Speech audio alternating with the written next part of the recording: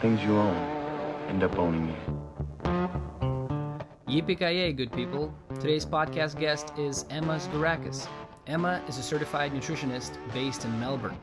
Emma has been involved in health and wellness for many years, and as soon as we started talking, it was obvious that she's well-rounded and has been there and done that with many things. We talk a lot about nutrition and how to guide yourself in this ever-confusing world to what's right for you.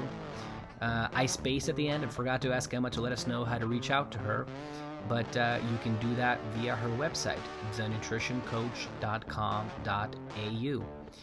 Emma was a pleasure to chat with, and I hope you enjoyed this one. So have you always been involved in like nutrition and health and wellness and stuff like that?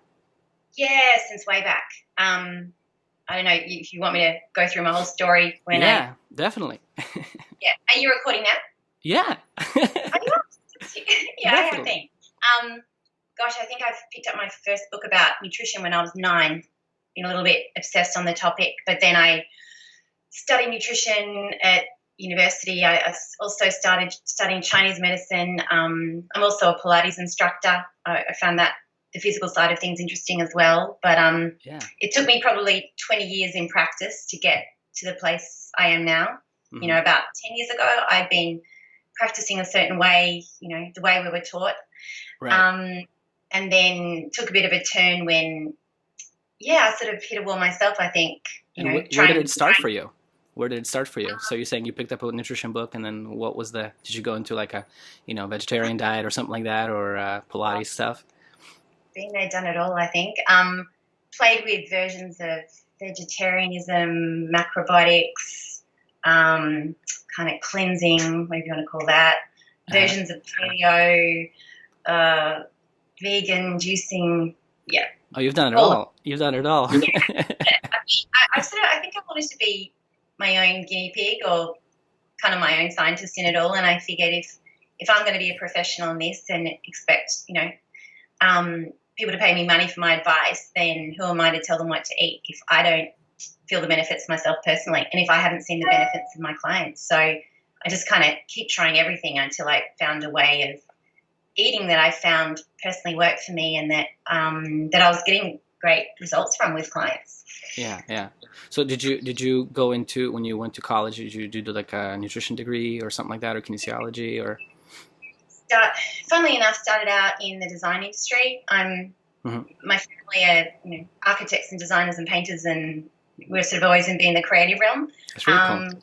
So I started doing fashion design and worked in the industry for a few years, but I found that I'd be in there in my work, but then I'd be going home at night pulling out books on nutrition. So it's always been like a passion of yours, huh? Yeah. That was like my romance novel. That was the stuff that just fed me. And then it wasn't until, I don't know, one day I was there stuck in one of my books, it was feeding my soul, and I realized maybe I should be doing this for a living because the fashion industry wasn't really feeding me. So then I went back to university, started doing Chinese medicine. Okay. Acupuncture, stuff like that? Sorry? Like acupuncture and things like that? Yeah. So it was the first 4-year degree in Melbourne, and into the first year they kept asking us, do you want to specialise in acupuncture or herbs? And that was the question that you had to decide going forward. And I found with all the textbooks, I was always heading to the back end looking up the index to find the nutrition section because I just had this fascination with food. And when that question came up, I felt like, I don't think I'm going to specialise in either. I want to specialise in food. And there wasn't enough of that for me. It's not really a Chinese medicine thing. Yeah, it's either herbs or acupuncture. Well, now it's a little bit more well-rounded. They do like physician. Like, I don't know how it is in Australia, but in California, you can be like a, acupuncture physician kind of thing. And especially in all 3.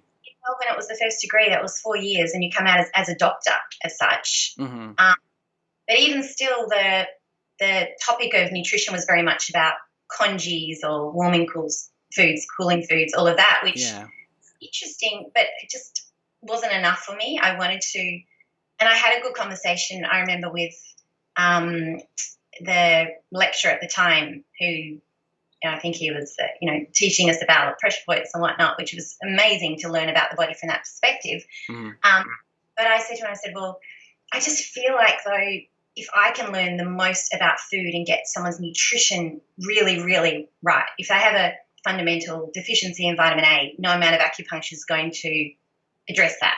Well, yeah, that's kind of where the school split up, right? Because in a lot of times in acupuncture and those worlds, they don't even talk about stuff like that, vitamins or, your blood pressure or blood measuring. They don't really do that. They're all, it's all about the winds, and you probably studied some of that, so all those things. And that's amazing. If we're probably going back a few hundred years, and there's a person living quite traditionally with a very nutrient-dense diet, and they didn't have the stresses of this day and age and the crappy foods. Perhaps those things are an awesome add-on, absolutely. But if you're talking about someone in a very stressed state or a very depleted mother who's who's under-eating, who has a history of restrictive diets, who is eating nutrient-devoid foods, I don't know. I just feel like those things are perhaps a bit of a Band-Aid that aren't going to address the really deep-rooted. Yeah, I'm with you on that. Where it's like, it's sort of the same thing with like the whole paleo kind of world, right? Where people always want to look at like, oh, what did hunter-gatherers eat 1,000 years ago? And it's like, hunter-gatherers didn't have, iPhones and Apple computers and Skype and all kinds of crap around, right? So it's like, is it really, it's like maybe it's a good base, right, to think about it, like if things were in perfect order and everything was all right. Yeah. This is it. This is what, that's the thing. And when people talk about what Paleolithic man ate, I'm like, well, I don't know. I haven't met a caveman personally. Like it's all hearsay. Yeah. And look, I love the premise of that, but it's still, relative to his lifestyle at that time. He was probably out in the open air getting fresh air and full spectrum sunlight all day long and going to sleep when the sun comes and down. just even the lifestyle, right? Yeah, they're not driving around in cars and stressing out about their bosses and all kinds of shit. This is it. And when you select the diet you're going to live by way of the nice, storyline behind it, it's like, is that really going to be the thing that's going to address you and your needs personally? And I think I learned the hard way that from here on, don't choose how to eat by way of, perhaps a book that is called the such and such diet. Mm-hmm, I mean, it just has to be the Leo diet and the Emma diet. That's going to be the thing that suits us. And we've all got to learn more about our own personal physiology, our own level of damage of the things we've done to ourselves over the years, and what our body works well with. And then,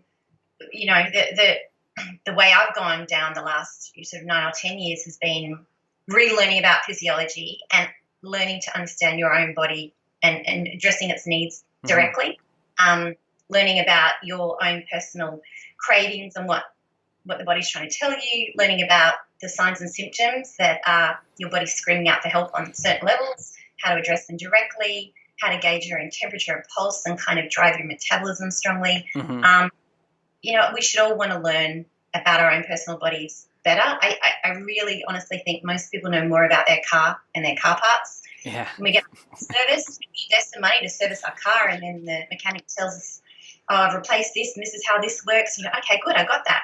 Whereas when you go to a doctor, he'll spend an average 4 minutes with you and just say, you need to take this. Yeah. And it's kind of like hands off. Yeah. Okay, I'll do what you say. I don't know. I don't want to get into it. I'm not going to ask the question. So tell me exactly how this is going to help me, and just tell me what the potential side effects are, and tell me what else I could do to address this before it even happens next time. There's not enough conversation, and my consultations, they're very long-winded, and I do, verbal diarrhea all over you, but I just really, really want to instill some knowledge in my clients so that going forward, they're not reliant on me, on any other practitioner. They can be their own practitioner.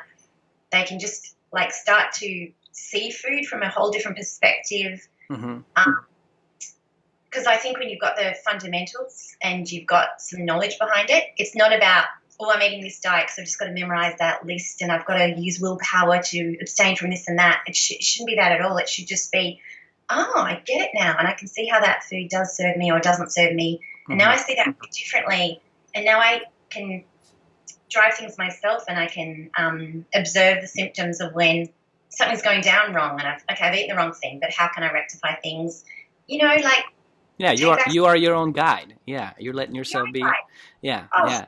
So before you got there, though, how was your journey to go back? I mean, did you you told me you did all the crazy diets, when you started initially, picking up the diet books and getting really deep into the nutrition things. I mean, what kind of diet were you following then? Okay, so all of them. So you were just kind of teeter and tottering back and forth between different All of diets. them. Okay. And I'll go gung ho no matter what it may be. So Okay. I was So very good. I did what I was told. well, Probably. yeah. You probably were better than some of the other people that are super dogmatic that were like, carnivore for 3 years or vegetarian Yeah. for 5 years, which is. Oh yeah, I was pretty dogmatic. Absolutely. Oh yeah, so you had your moments. Okay. My teenage years, I probably did the vegetarian thing. And I remember at the time my beautiful great grandmother being like, "Why are you not wanting to eat the lamb?" Sort of thing. I wish she'd shot me in the face. I'm going, what are you thinking? Yeah. Although it's hilarious if you've ever seen the movie My Big Fat Greek Wedding. Of course. That is It's a that's fave. actually a documentary. If you've grown up in a Greek household, that's the truth. I remember seeing that with girlfriends at the time, and they're laughing their heads off, and they're just Anglo-Australians. And I felt ill going, that is my uncle. And they honestly think a vegetarian can eat the lamb because the lamb eats vegetables. Yeah. 100%. I'm Russian, so like I said, so it's when my mom and I watch that movie, that's like a favorite of my mom's and I, and we laugh our asses off because it's, I don't know if you know, Russian and Greek cultures are very similar in many ways. We also say opa. I mean, I don't know if you got it from us or we got it from you or you got it from us, but eating and partying and being, everybody's being in each other's business all the time, kind of thing.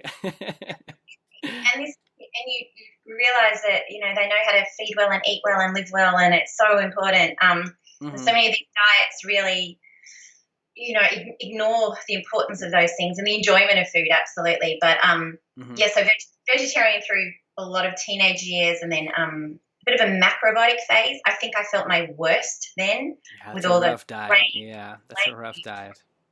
And heavy and nut butters and anyway, sort of cringe thinking back, don't you? But I guess it's how you learn. Yeah. So you were noticing things like that then, huh? So you have, when you were going through these phases, you were kind of noticing this diet makes me feel like that, this diet makes me feel like that, which I always tell like clients, it's like, if you want to try veganism or whatever, any diet, I mean, I think really people should try it but at least pay attention to it, because if anything happens, the best thing you'll get out of it is that you'll learn something about your body, well, how you feel on this certain diet, or when you take out a certain macronutrient or micronutrient. Absolutely. Or whatever. And that's the key thing, I think. I think if you get so stuck in it and you become blinded thinking, no, it's serving me, my body's apart, but no, my diet is great, and you're delusional. Yeah, it's detox. Yeah, it's coming out, and in 2 months I'll be back to normal, right? And it's like, I don't know, you see a lot of girls losing their periods these days, and all kinds of things. Well, I think the worst experiment I ever did, and this was probably more like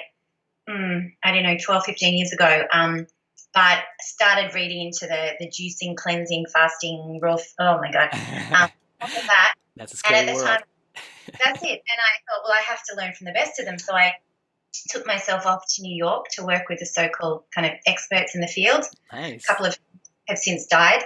Anyway, that's another story. But I've always been very small-framed, and weight loss wasn't something I was needing or wanting. But I figured I want to be clean, of course, and I want to be alkaline, and I want all of that. So threw myself into that experiment. But gosh, I noticed the muscle wasting, the kind of nervy symptoms was not thriving whatsoever, and started to see these gurus in a different light and noticing their pelvic bones kind of sticking out and all of this. And there was that talk of, well, you might lose your period, but that's a good thing, because having a period is not a clean thing, and women have to have it. And that you're dirty, Emma. You're dirty. And I thought, no, this is good. I think that is necessary. I think that's a healthy sign that you're fertile. And why would you want to be fertile? Probably. I remember coming back from that just going, no, this is not right. And what really was a clincher for me, I figured, well, if what they really base their diet on is vegetables being the be-all and end-all, the more green, the more leafy, the better the food. And I was living predominantly on vegetables. But I was not appearing to thrive.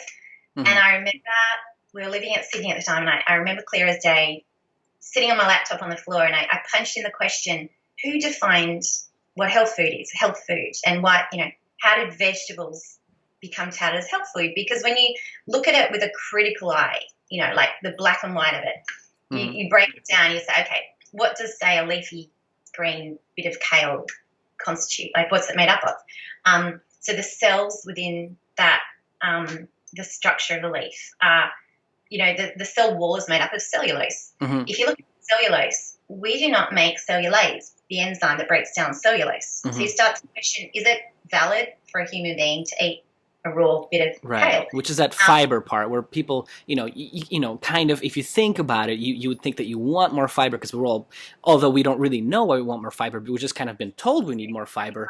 Who knows? Yeah. But besides the point, it's like you start thinking, okay, so if that's fiber, then am I, here's the question, like, are you absorbing all that food that's built into that fiber? And those generalized terms, they do get thrown around. You just like, the more fiber, the better. So hang on a second. Does it fit with what we make and the enzymes that we create?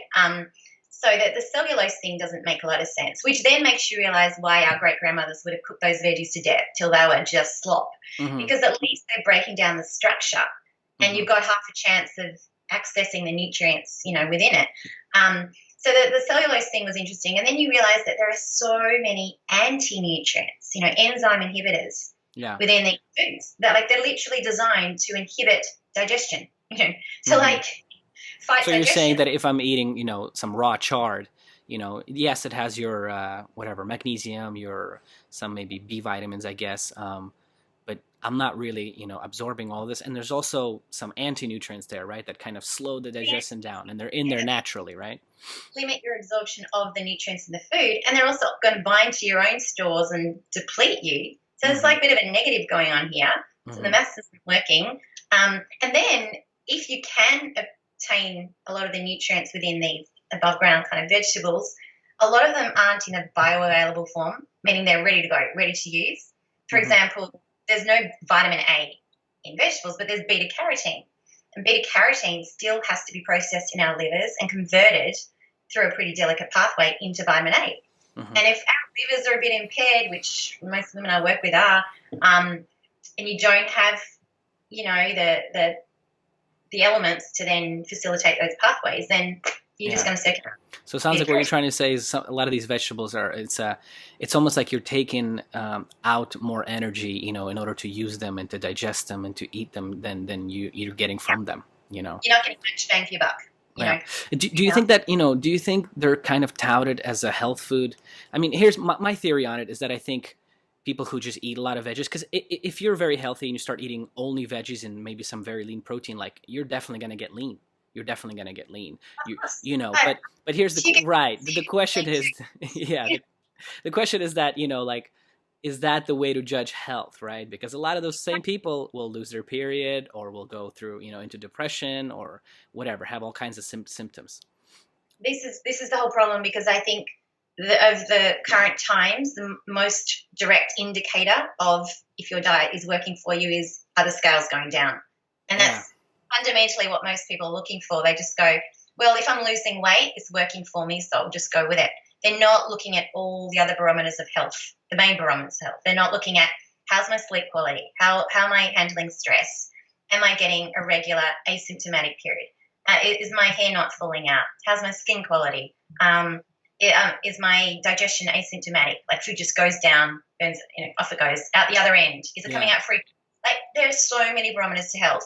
It shouldn't purely be based on, is it making me lose weight? Because as we said, cancer can make you lose weight, stress can make you lose weight, eating nothing can make you lose weight. So it's like lose weight if you want to eat no food. Sure, we can do that. We can lose weight fast, but it's not going to lead to an elevated metabolic rate. It's not going to lead to longevity necessarily. It's not going to lead to health. It's going to be to the detriment of your health.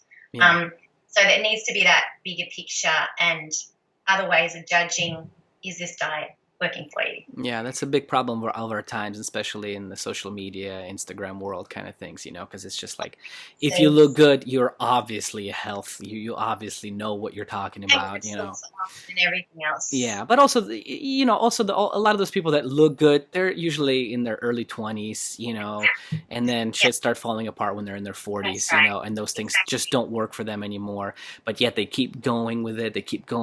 And I don't know. Yeah, I feel bad for those people sometimes. This is it, and I think we have to be reminded of that, reminded of the importance of all those other things, and perhaps that person does need to put on a little bit of weight in order to heal for a time, while they adjust, but No. at the same time, I started. Emma, you're crazy. You want people to get fat.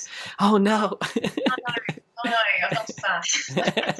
Yeah, And it was yeah. that point because I saw that sure, I'm losing weight, but I'm losing too much weight, and I'm not noticing. I'm not feeling good. I'm not menstruating. I'm not sleeping well. All of those things. And when I put out that question, well, hang on, how do we tout vegetables as the be all and end all when you look at, say, a good quality egg, gently cooked and what it contains, and there is no anti-nutrients, and it's such high quality protein, and you've got ready to go bioavailable vitamin A, you've got vitamin D, and you've got so many incredible B vitamins. I mean, it sort of makes sense. And you could probably have pretty bad digestion as is, and you could try one, and chances are you're probably going to feel great, or I mean, you're not going to have any problems digesting that. Whereas, I meet so many people, and it usually is like the people that eat the most raw salads have the weirdest, digestion problems. They go to the bathroom too much, you know what I mean, and they have diarrhea and all kinds of symptoms like that.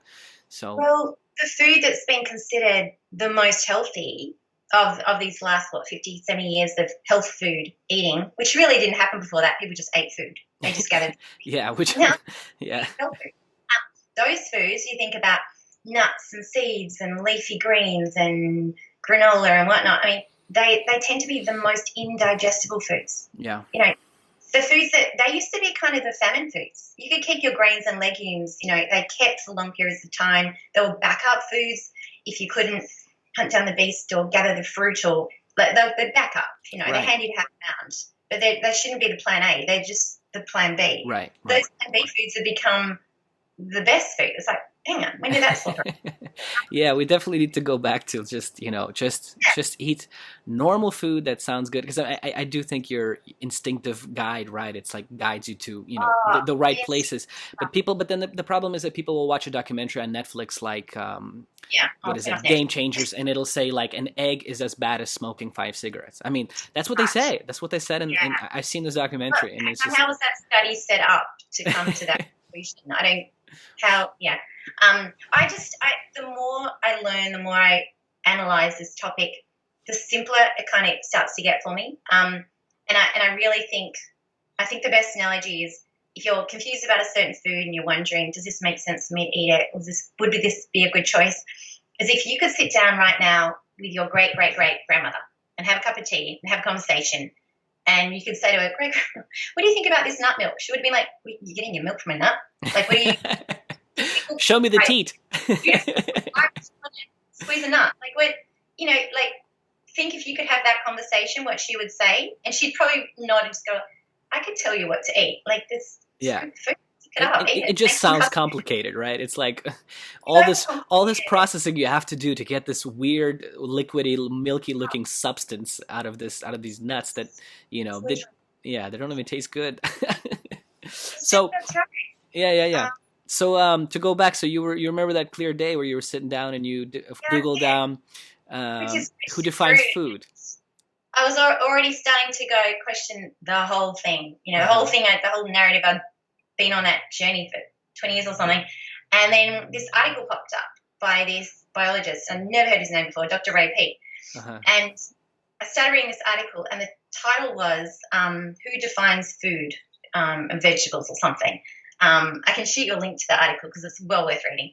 And it's a great one. I remember sitting on the floor, I'm reading this article, and it was like my head's filled with fireworks. And I went, oh my God, this is exactly what I'm thinking. And this makes more sense than anything I learned at university, anything I learned from any expert guru, whatnot. Mm-hmm. It was exactly that. It was like, okay, take the dogma off everything, take the nice esoteric feel of that diet away or whatnot. Just look at the food for what it is, analyze it, and go, does that make sense to our digestive tract? And this article just summed it up for me. And then I sat up through the night. I just started plowing through his articles. You can get all his articles on his site for free, but they get heavy at parts. They do waffle off in his. Yeah, it's dense stuff. Yeah. But stick with it, reread them a dozen times. I mean, I listen to radio interviews of his just on repeat. I don't listen to music. I'm a bit of a nerd on that level, but Hey, that's cool. Yeah, that's what I do when I drive too. Podcasts all the time, That's right. So, But it's so very nice. when you were when you first discovered Ray, I mean, did you identify with any of those things he was talking about? Did you have any of those symptoms? Ray talks a lot about hypothyroidism and things like that. Totally give myself, I was in a very downregulated hypothyroid state from insufficient proteins, insufficient calories, salt. I mean, it's just all those things. I read it going, that is what I'm absolutely. But I turn things around very quickly because I just, as I do, I just sort of go a bit gung-ho with Got what I obsessed. find. It was coming from a place of this makes sense. And I was kind of thinking this way, but he just put it into beautiful context. And Specifically, did you have any problems? Like, were you doing, I don't know, sleep stuff, or were you just saying just a general kind of thing, where you're? Yeah, I just saw myself kind of, I think the thinning down of the muscle was a big thing. That rapid weight loss, where you see that your body's not just burning fat, but it's eating into your muscle tissue, and you realize I'm not renewing my proteins correctly, and I'm not getting enough protein, full stop, absolutely. And to think you can get enough protein in a vegan diet, it's just, you have to question it, because the liver in itself, just to work on a daily basis, needs a hell of a lot of protein. Yeah. So the whole premise of doing a liver cleansing regime where you're just having vegetable juice, you go, hang on a second, you don't go in and cleanse your liver. Your liver is the cleanser. It's a factory that detoxes. It's meant to clean the shit out from the rest of your body, but in order for it to do it, it needs a hell of a lot of protein, at least 90 grams for a small sedentary female. It needs a lot of sugars, because your stored glycogen is your fuel to your liver and what keeps your blood sugar steady as well. It needs a hell of a lot of energy, and it needs it coming, constantly, because your liver should be cleansing 24/7. It's not that. It's like when someone goes off and does a liver cleansing retreat for a week of a year. Cayenne pepper and lemon juice. I think that's the big one, right, for a liver cleanse. It's just this momentary thing, and then it gets you through for the year. It's like, no, it's a constant process. But your body, your cells, your liver requires that all day long. Your brain requires a hell of a lot of glucose to function its best. In order to convert your inactive thyroid hormone, your T4, you need a lot of sugar in the liver to facilitate that conversion to T3. Otherwise, you're inactive, useless thyroid hormone. Yeah, physiology is not, it's funny how many fitness certificates are out there and how many nutrition degrees are out there. And, I did it in college too. And it's like, the funny thing is that they don't really go into physiology that much. It's mostly like, eat whole grains, eat lean protein. Here's how to calculate calories. It's just like useless shit that really nobody even does, because I mean. And no one asks the question, oh, okay, so that sounds like the done thing, or I need to have my 8 glasses of water a day. And no one says, but who decided that? And what was that based off? And dig further back. Yeah. It's just a given. It's a rule, and you don't question it.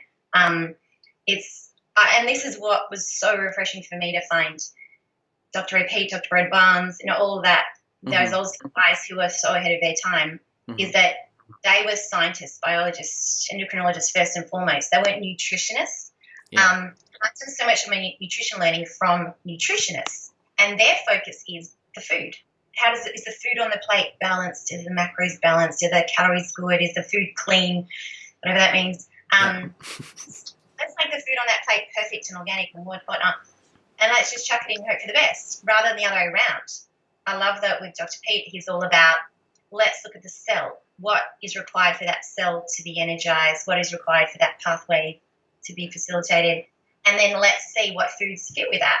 And then it just, by chance, you figured out that, well, actually it makes sense why we need a hell of a lot of protein and calcium and whatnot.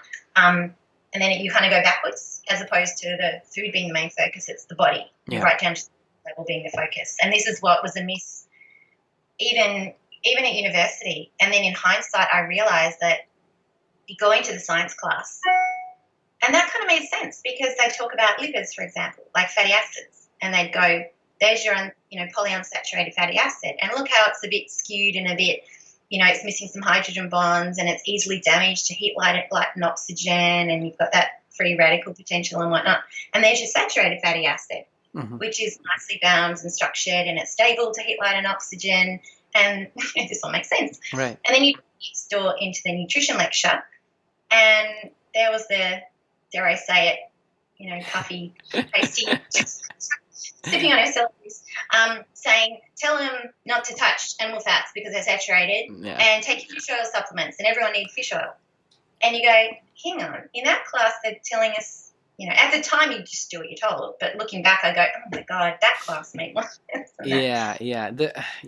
It's sadly the nutrition degrees in colleges, they're just becoming more and more like just sort of propaganda for like corn, soy, and wheat industries, because now apparently again it's like, where for the longest time everybody kind of knew soy and tofu is not very good quality digestible protein, and then recently within the now you can find tons of studies that say it's great. You really can.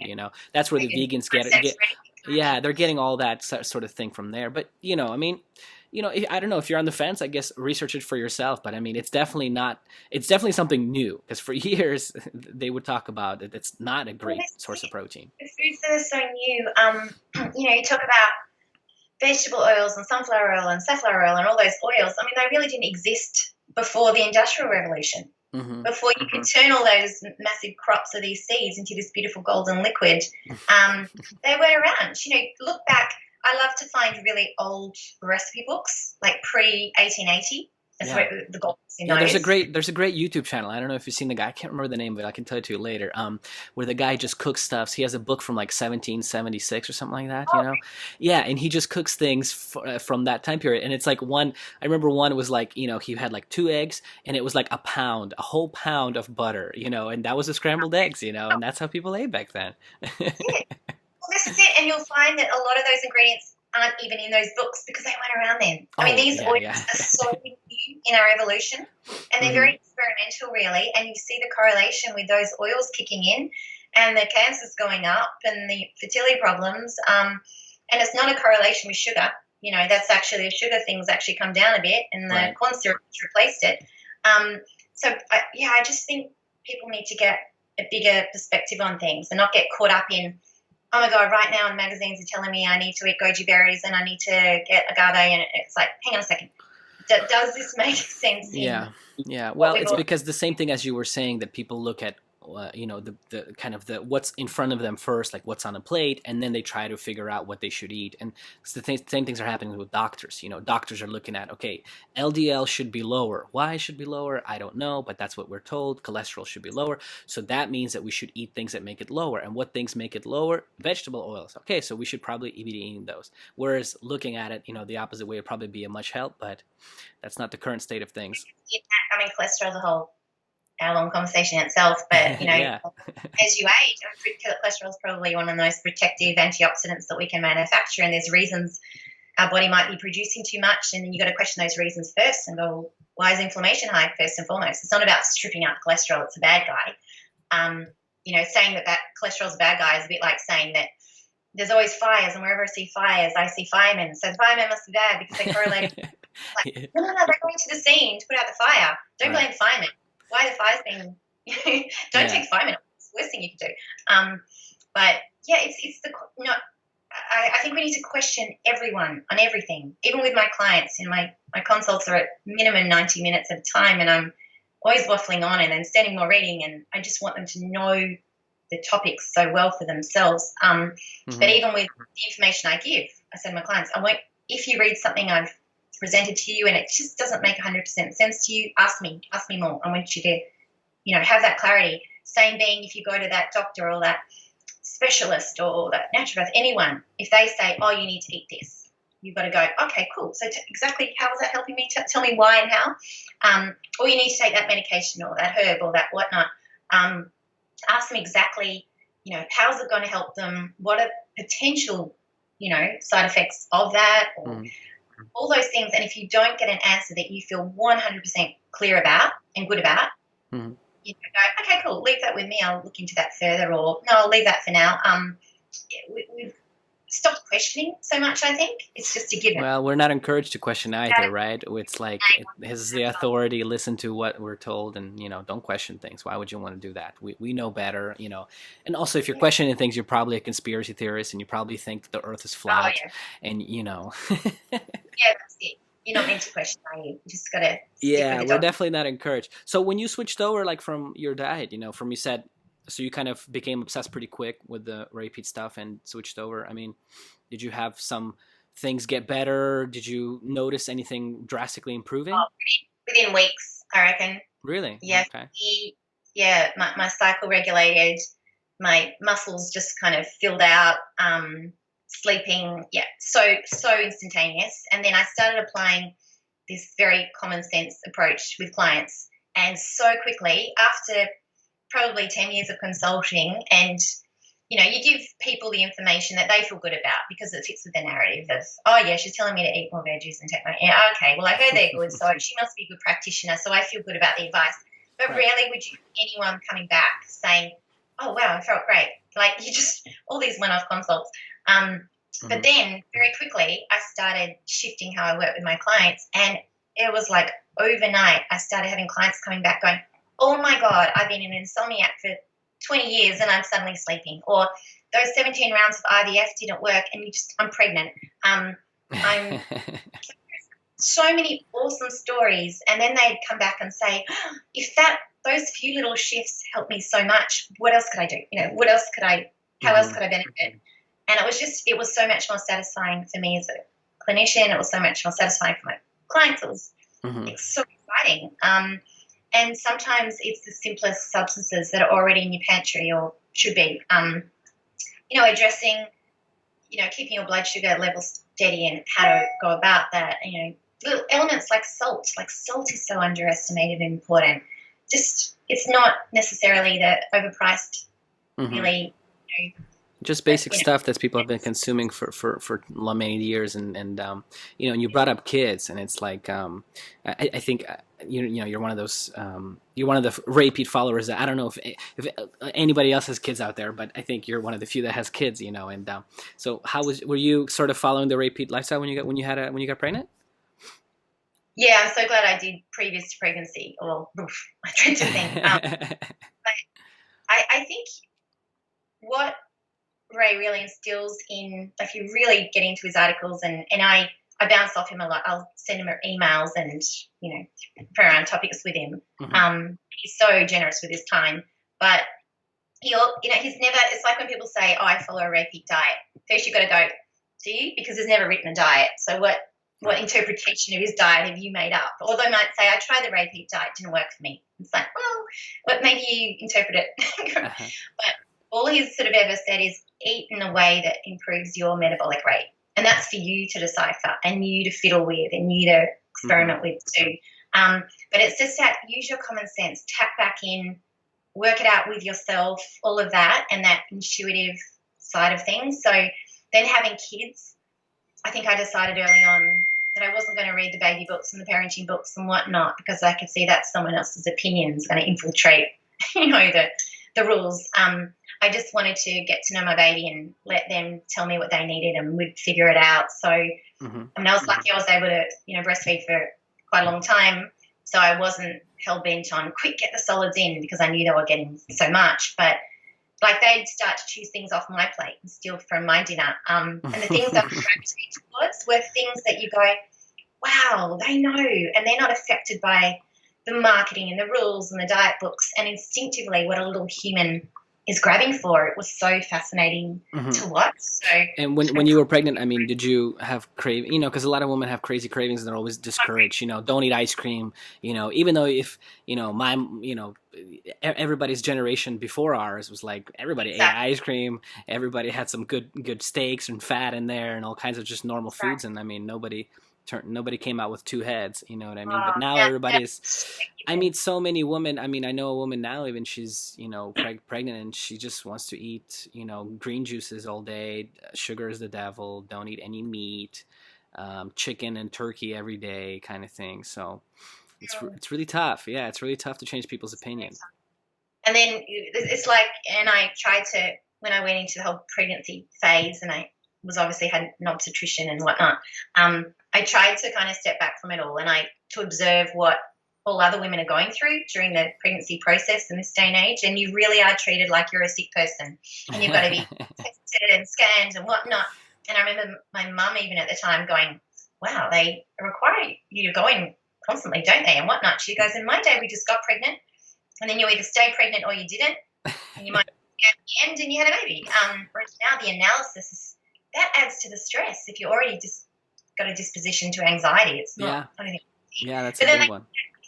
You know, the food you're not allowed to touch now that you're pregnant, and it was rare meats and liver and oysters and unprocessed dairy, and you kind of go, hang on, that's all the best stuff right there.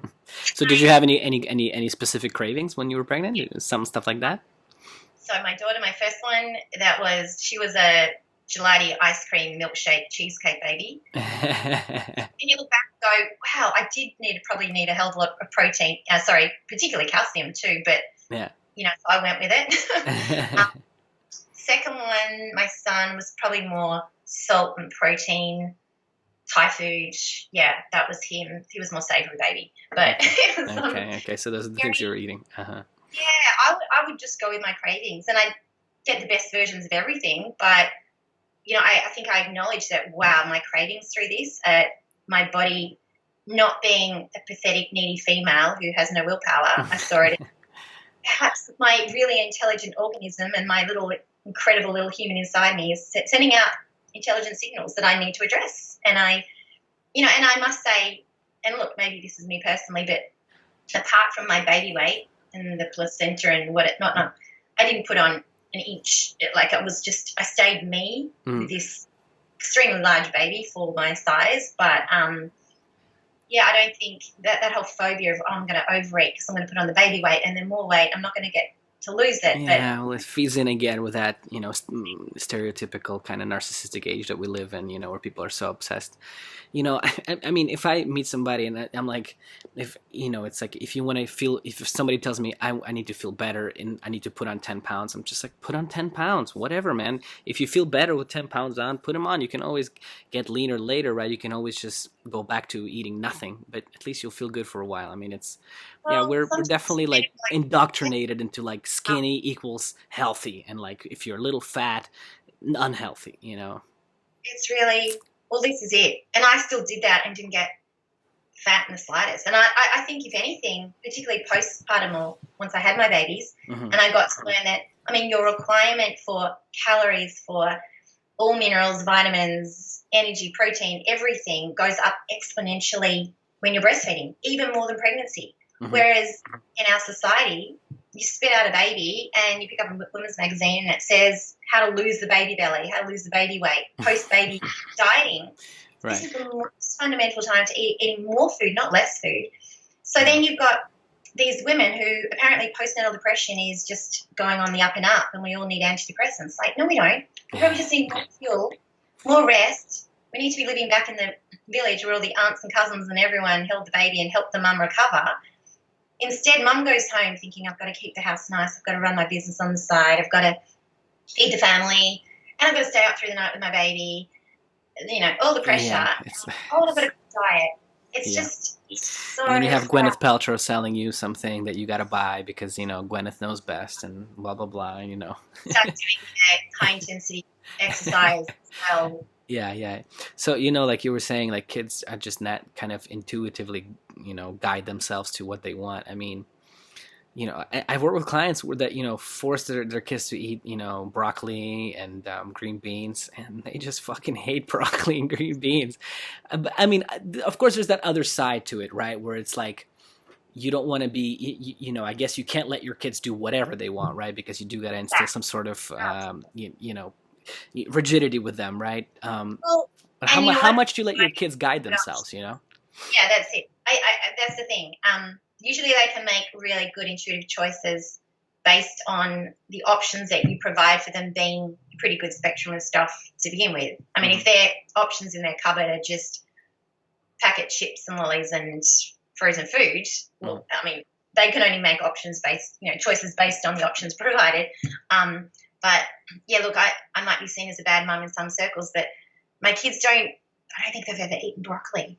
I mean, sorry, You're terrible, Emma. How could you? The most nutritious food in the world. I know. Especially al dente, crunchy, indigestible broccoli. I should hide it in their food. But you kind of go, well, hang on, what are you trying to provide for them in the broccoli? You go, okay, so phytonutrients, that just means a plant-based nutrient. But my kids, when they were tiny, I wanted them to have a taste for things like liver. I wanted it to be familiar in their palate because I didn't grow up with it, and I find it hard sometimes to get it down. So I want it to be in their childhood. And I would cut up the liver. I remember one day I was going to prepare it like I would for myself and my husband and, put in the herbs and the young in and sweeten it up and, mask the flavour. And he was really hungry just when I want it now. So I gave him some little bits of brown liver with nothing on it, just cooked in some butter. He inhaled it and asked for more. And then from that day onwards, both my babies, you can give them a plate of horrible little bits of brown liver and they just couldn't get enough, and they'd always ask for more, and I was amazed. I would gag eating it that way. Yeah, I think growing up with it has something to do with it, because the same thing. In Russia, we grew up with like eating cow tongue and liver. It's kind of a normal thing. We call it pashtet. But whereas Americans don't really do that, I don't think Aussies also eat too much liver stuff like that. Like our ancestors, even in Australia, they would have gone to the butcher. They wouldn't have just bought the lean fillet steak and the chicken breast. They were buying the whole joints with all the incredible collagen intact. They were always buying some offal because you don't waste things, particularly through the war times and whatnot. They were exposed to that full spectrum of amino acids and nutrients. And now you just go and get your little trim, nice little neat cutlet, and all the good bits are taken off it. Yeah. So we're really devoid of those kind of nutrients that you just don't get from other foods. So how much? And what else do you feed your kids? I mean, how do you let them? I must say they got to a point. I reckon they were maybe pushing 4. And one day it was like a flick of a switch. They kind of went, "No, we don't like this anymore." And I was like, "Oh no!" But through those little years, they had a lot of it. Perhaps I'll come back to it. But do you have kids? I don't. No. Okay, but you'll get to learn. You go into it thinking, my kids will do this, and I'll never succumb to that. And it's going to be like this. And then one day they get their own opinion, and you're like, you can't force it. So, but now, gosh, they have. I do have to admit, first thing in the morning, my 5 and my 7-year-old, they'll get up and the first thing they say is, "Mom, where's my coffee?" And I do like a little half shot espresso, a lot of milk, some sugar or honey, and they love it. Yeah. But you look at how good quality coffee is so incredible for their lung development. It's so incredible for magnesium. It's got so many anti-inflammatory compounds. It's pretty spectacular stuff. Other parents might go, "Oh, kids aren't allowed coffee." But I think back to how my father grew up in the village in Greece. Yeah. And they'd make the coffee. They'd have that strong Turkish coffee, the intense stuff. And they'd dip their biscuit in it and whatnot. You just let the beans sit in there. Yeah. The kids always have a little coffee with some milk and sugar. And it's just culturally, it is done. Whereas our society tends to think there are rules and anything beyond that is bad. And you've got to look to other cultures and what has been done, and maybe these things aren't so bad. Perhaps they're even quite good.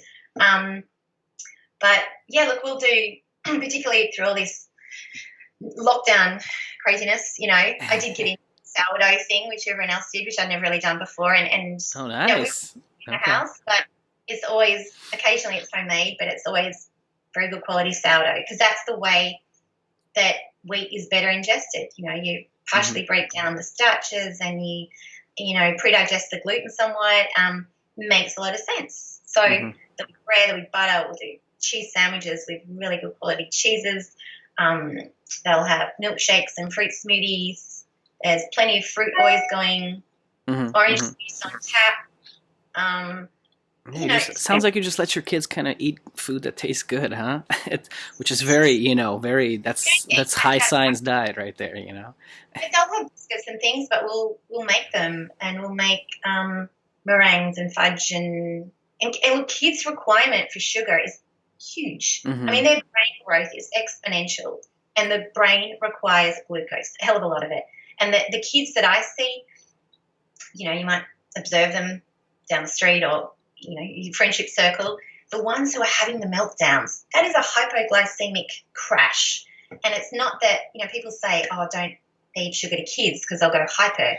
Yeah. Well, I think probably it's the other crap that's in that processed sweet food. I don't think it's the sugar itself, but I think it's when people have those meltdowns when their blood sugar is down and they can't handle the stress and they're struggling.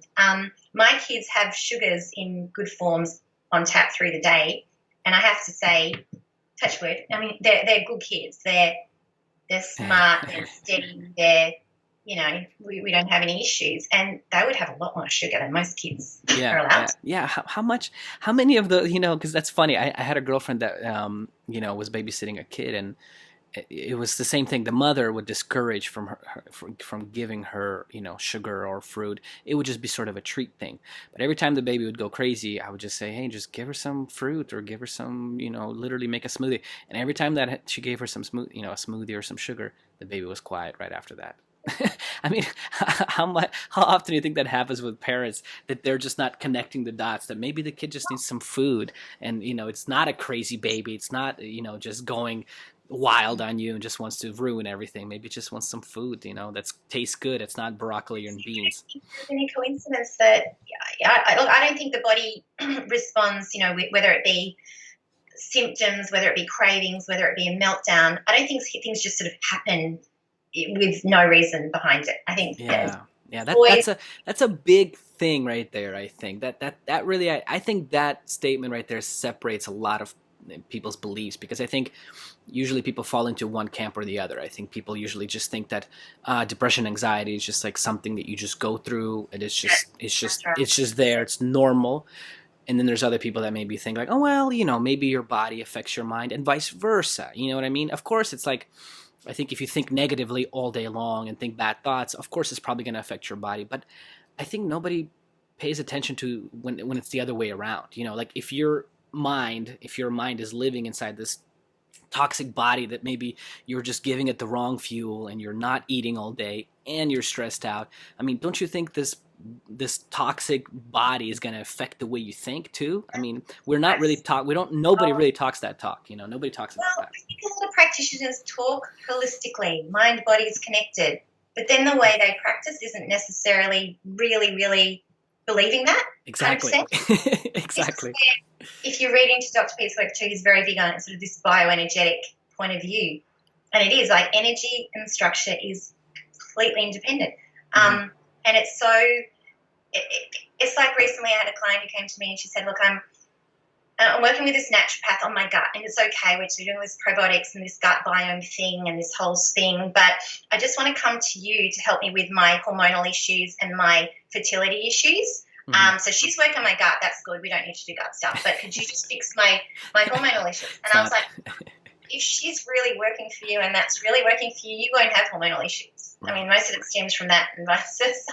I'm not going to come in, I'm just like, well, okay, you continue what you're doing, which obviously isn't working for you because you've got these other symptoms, and then I'll come in and just fix this separately. That's not, if that's addressed correctly. Yeah, it goes back to that little bit of that kind of suffering thing that we're all innately also taught that it's good. You know, like if you suffer through it and you get through it, you push through that anxiety and depression, you'll come out the other end and everything will be all right. And usually it never happens. Usually those people just go down a deeper hole, right? And then maybe they come out of it just thinking, well, fuck it, you know, I'm just gonna give up and just, you know, let life roll on. I'm good with my diet. My diet's perfect because I'm following my paleo diet and I'm doing it right. And I love my diet, so I don't want to change my food, but I just want to know what could I do or what could I take to fix my anxiety issues. Well, you know what? When you're constantly hyperglycemic and you're low thyroid, that tends towards anxiety, those kind of mood and, you know, related disorders. So it's like perhaps you've just got chronic low blood sugar and you're in this massively high cortisol state.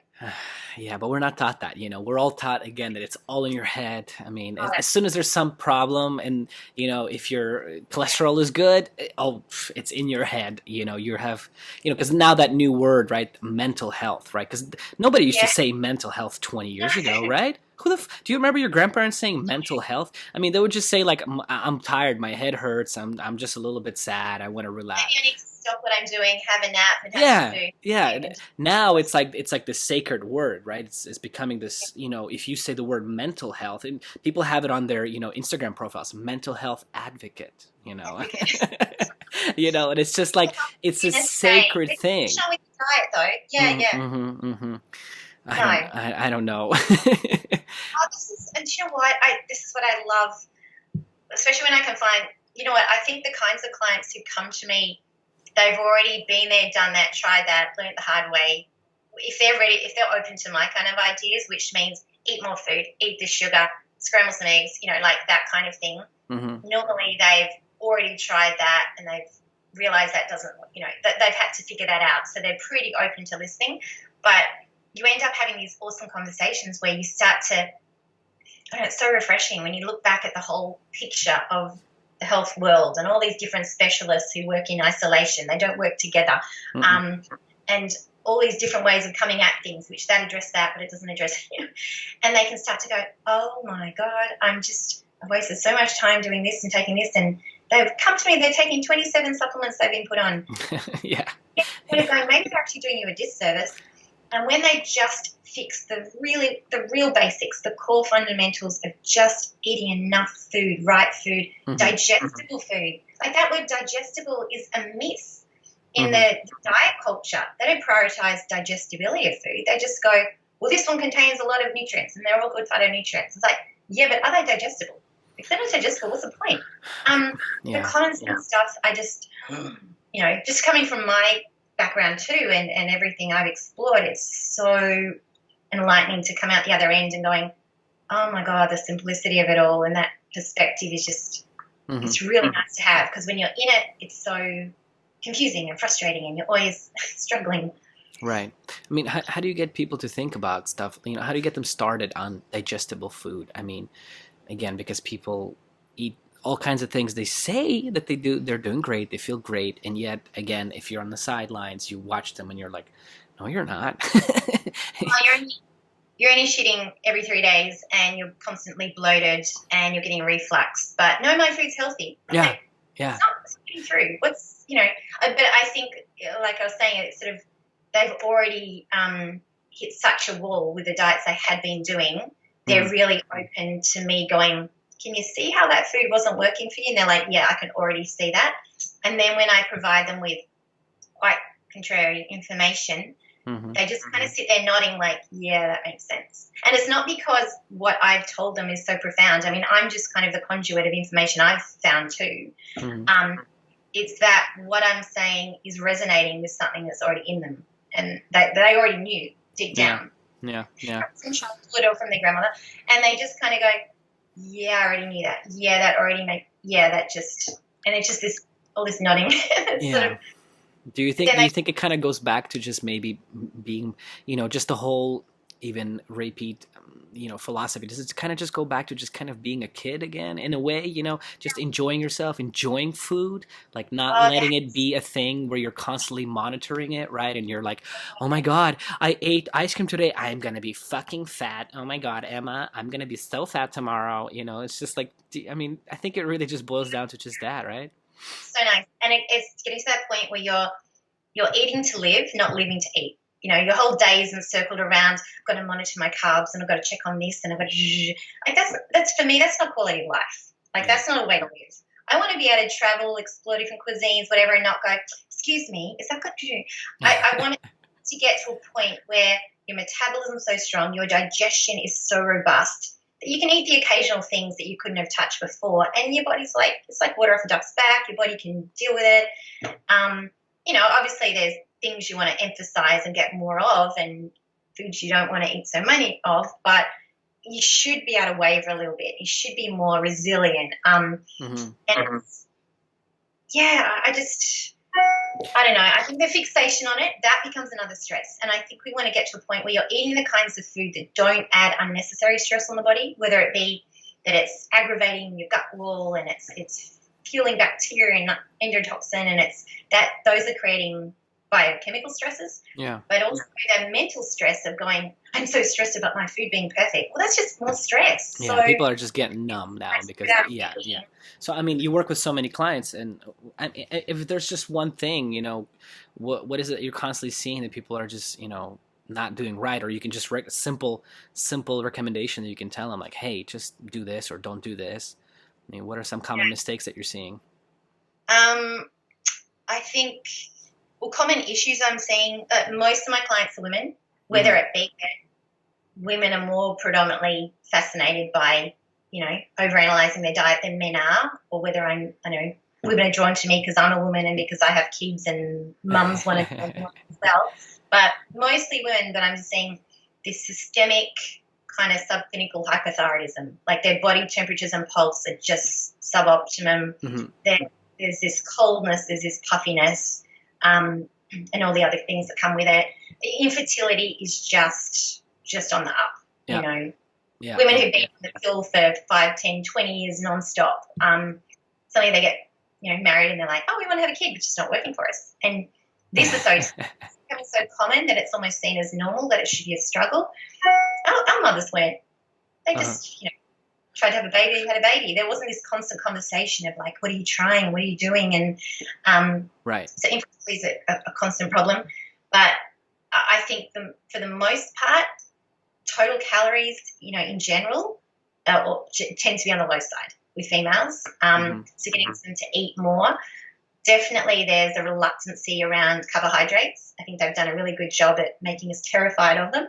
But then having them really learn the difference between certain carbohydrates. Some are very, what we sort of call pro-metabolic, and some really stifle digestion and encourage fat storage. People want to go on my blog, probably my most shared article is the one called Defending Fruit and Other Non-Complex Carbohydrates, but it sort of breaks down the difference between, say, starch and the simpler sugars and how these ones are actually Yeah, it's a great article. So basically what you're saying, the better choice for carbohydrates would probably be fresh, ripe fruits, yeah? Ripe fruits, orange juice, honey, maple syrup, and even, dare I say it, cane sugar. Oh my God. Yeah, because we're all taught backwards, it's all taught backwards. And there's so much fear around certain things, but it's like, it's if you hear a woman say, I'm cutting carbs, if you generalize about carbs, you don't understand carbs, because there are different kinds of carbs that work very differently within the body. And understanding there are better carbs, there are useful carbs, there are, energizing carbs. So getting them to understand the ones that are going to serve them better. Protein, most women are under eating protein. Exploring the different kinds of proteins. We've sort of got trapped in protein just means chicken breast and canned tuna. It's like, there's a lot of other proteins which provide really incredible amino acids which are very anti-inflammatory to offset the ones in the muscle meat. So all of that, but I think bringing it back to the simplicity, having them look at the foods that, do you notice when you eat that instills that bloating in you quite quickly. Okay, maybe we'll move that out for now and swap it with something else. Let's observe if you ate that food instead. Does your, stomach stay content and things seem to move? Definitely addressing what's coming out the other end, making sure we get that amped up. Yeah, because a lot of women, they just don't eat, honestly. I know so many women that their dinner is a pickle. Literally, and they just go to sleep. You know what I mean? And again, they're skinny. They look good, maybe, but they certainly don't feel good. And it's kind of hard to, again, because then that you're kind of touching that mental health issue if you try to even bring up something like, hey, maybe if you eat, like, just try it, just have an ice cream, like, you literally feel better. Like, you know what I mean? I mean, don't you think there's a reason that when you're having a shitty day, you just want to go home and just eat some ice cream and just watch a movie or whatever? Like, we're very much discouraged to talk about those sort of things nowadays. And there's no enjoyment. And this is another thing. I think the things that have been touted as the most healthy of the health foods. And if you're eating a healthy diet, there's no mention of deliciousness and flavor and taste and the importance of that. If you're going to get the best from your food, you have to find it so delicious to you personally, because that in itself encourages the best digestion. If you're cooking something, you've got dinner on the stove and you can smell it, and the smell of it is so good, it's your favorite dish, whatever that may be, and you start salivating, just getting excited about dinner. that saliva being secreted is starting to produce enzymes that you require to break down food. So you've got your salivary amylase particularly, which without that you can't break down starches. And just by that being triggered, triggers your stomach acid production to start to kick in.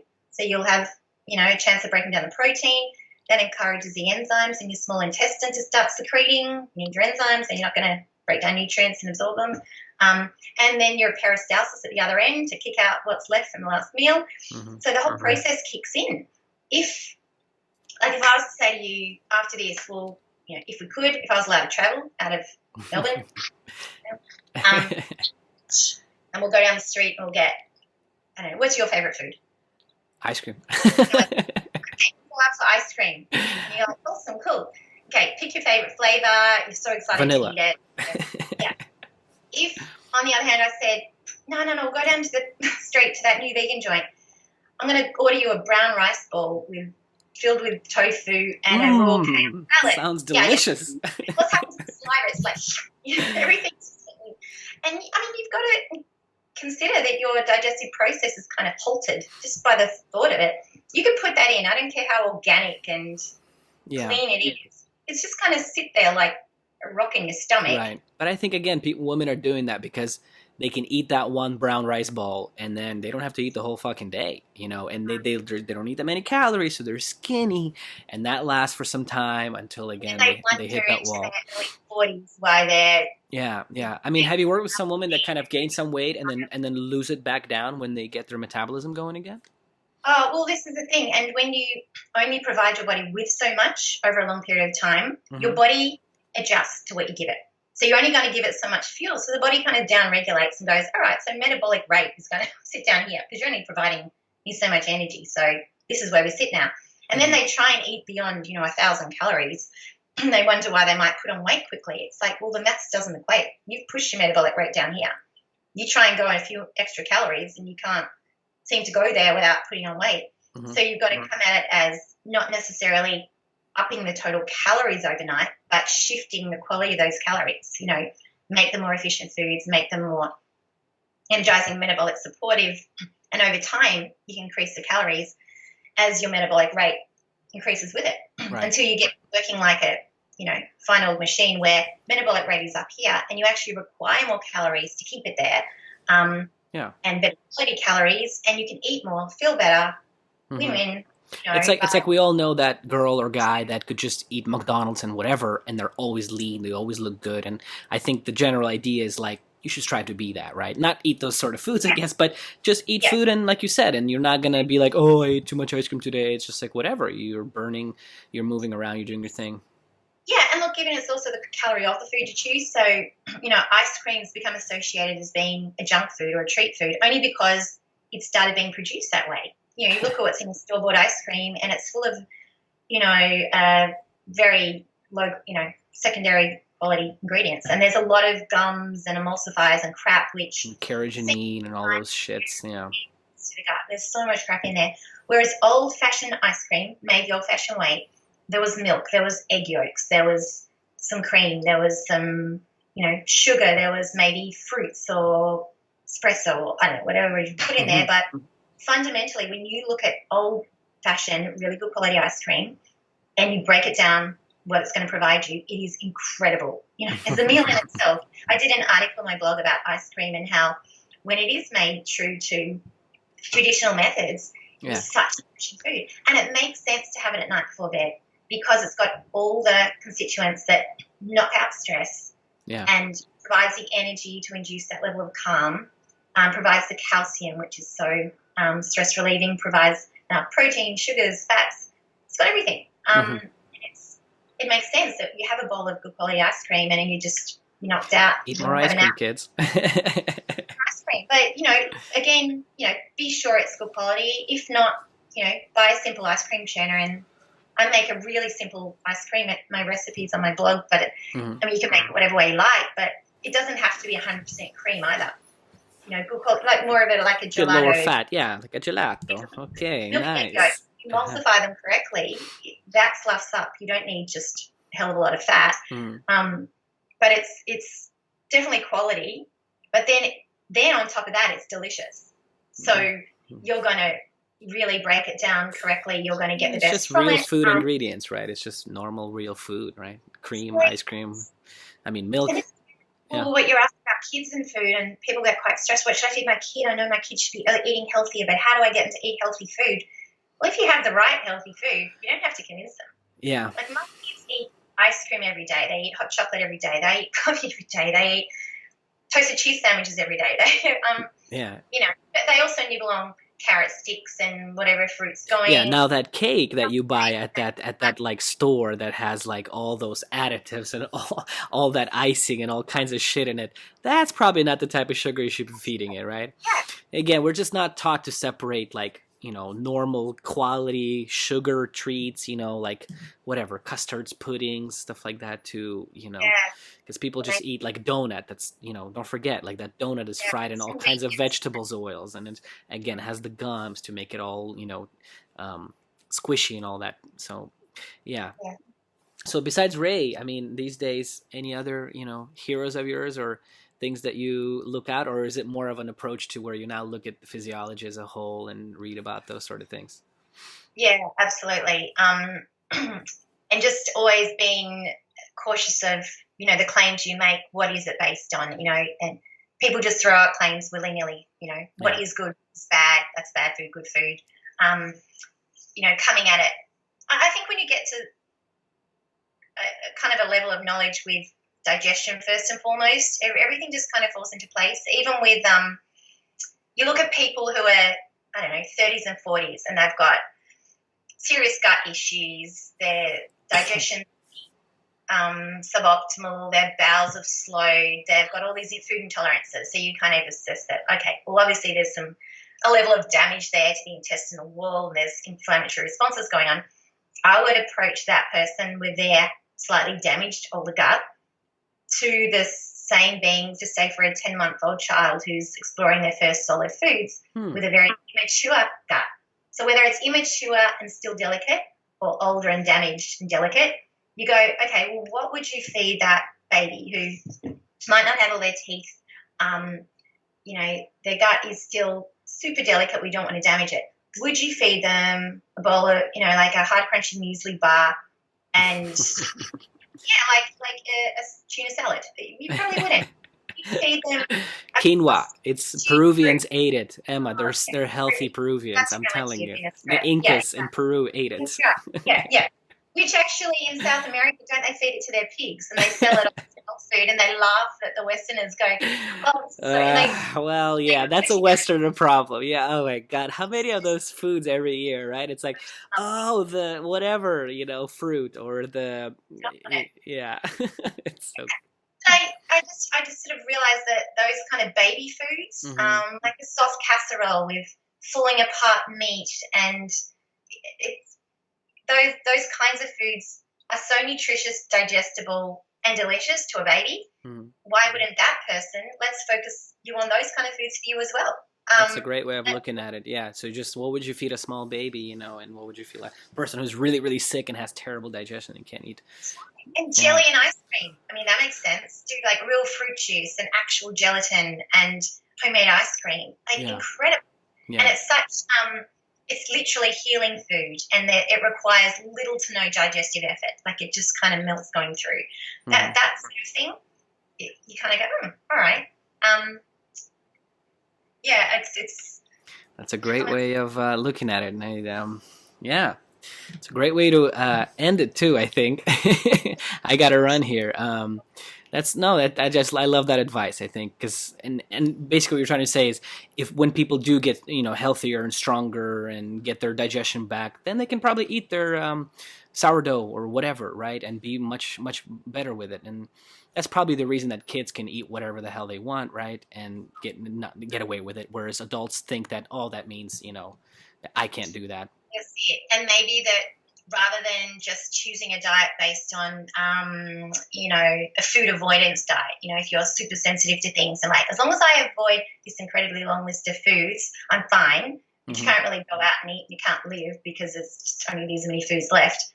I'd rather flip it and go, well, why don't we look at why your digestion is so impaired, and maybe let's, again, get your thyroid better supported because your thyroid really rules the secretions in your gut and your peristalsis as well. So let's make the plan and the aim that over time you can eat all the foods again rather than just avoid forevermore and have no quality of life. Do the things that get, back to the root cause of your intolerances and your sensitivities, and slowly over time explore what your body's, capable of. Maybe listen to your inner kid a little more, right? But eat real food. Eat real food. I know. Well, beautiful. Anxiety around it all. Yeah. Well, Emma, thank you so much for your time. Maybe we can do this again sometime. We can chat maybe about some thyroid stuff next time, a little deeper and intense. Yeah? Thanks for your really time. nice to meet you. It's nice to meet you too. I love it. We had a great time.